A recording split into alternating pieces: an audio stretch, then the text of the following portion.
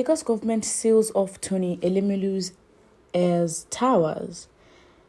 The Lagos State Building Control Agency has sealed off a 7-floor building housing heirs holdings and the UBA in the Victoria Island area of Lagos State.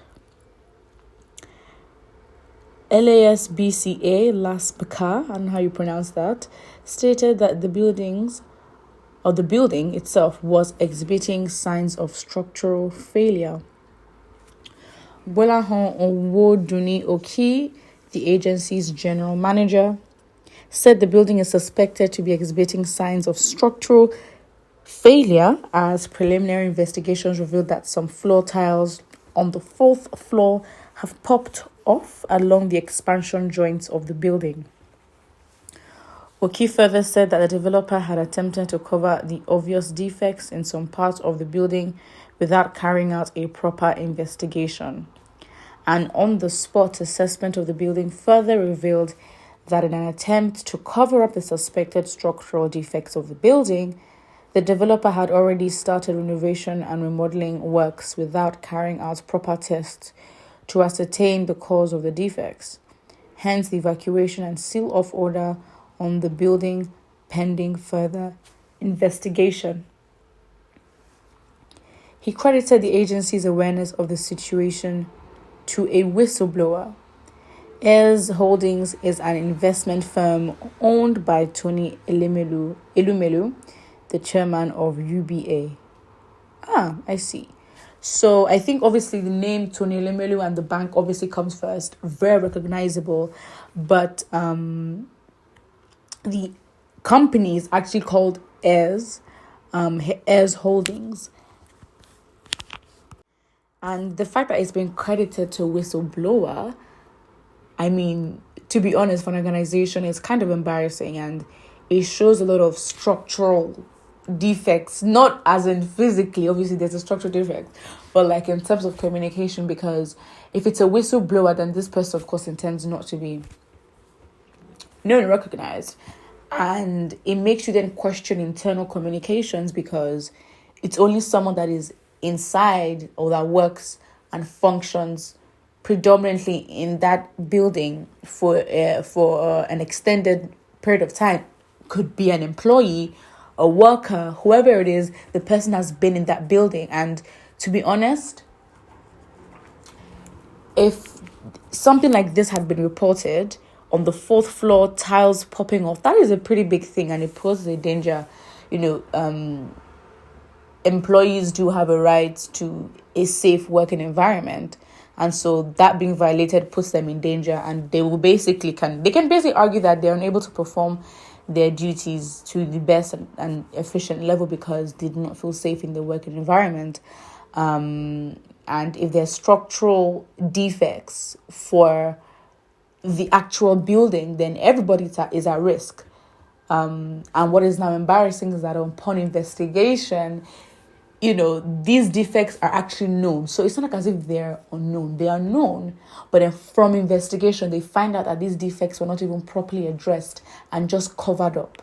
So it means that due process wasn't followed. First of all, we could argue that, okay, fine, whoever needed to be informed was informed. Great, because you could say that the communication is bad. But then, even after the situation had been resolved, whoever this whistleblower is, or whoever is in contact or functions in this building for a good time, was not satisfied. So for the fact that something like this was able to sneak outside of the walls of the office, because again, it's a thing where, okay, fine, if you're trying to eliminate costs, we don't know what's happened, but of course, because it's a holdings company that is owned by Tony Elumelu, we know the name, we know the bank, so of course it would then bring in controversy. But again, looking at the bigger picture, the point is we can't do things of a mediocre level and just expect to get away with it. Nigeria is actually a pretty unsafe country. I think you realize it's because you understand that in other parts of the world, let's say in first world countries, because why would you compare yourself to something less? There are so many standards, right? so many standards of operation that are not compromised on, especially when it comes to safety, right?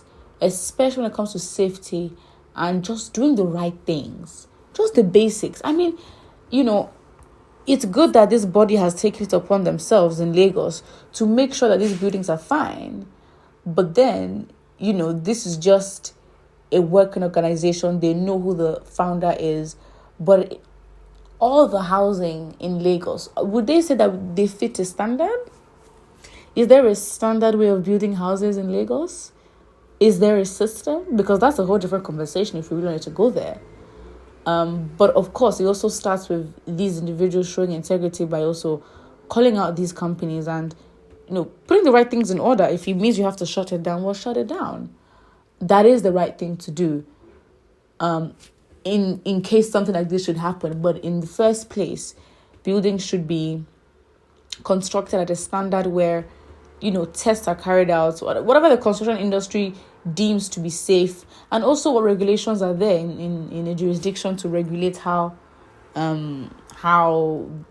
things should be, is also in charge of it. So it is what it is. It's quite shameful, and for any organization, to be honest, for you not to sort out something internally and then it leaks to, not necessarily it leaks, but in this case, the Lagos State Building Control Agency is now aware of this.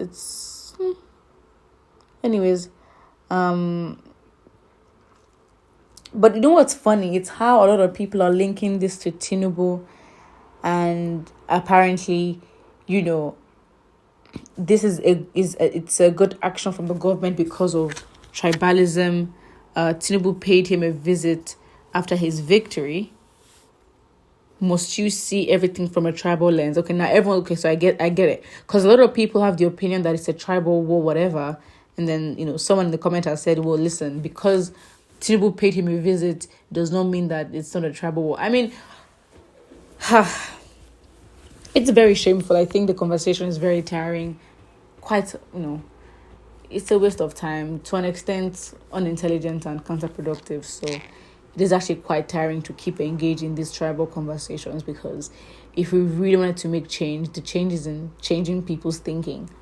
And that is work overload. Put what you think about it in the comment section below, and don't forget to like and subscribe.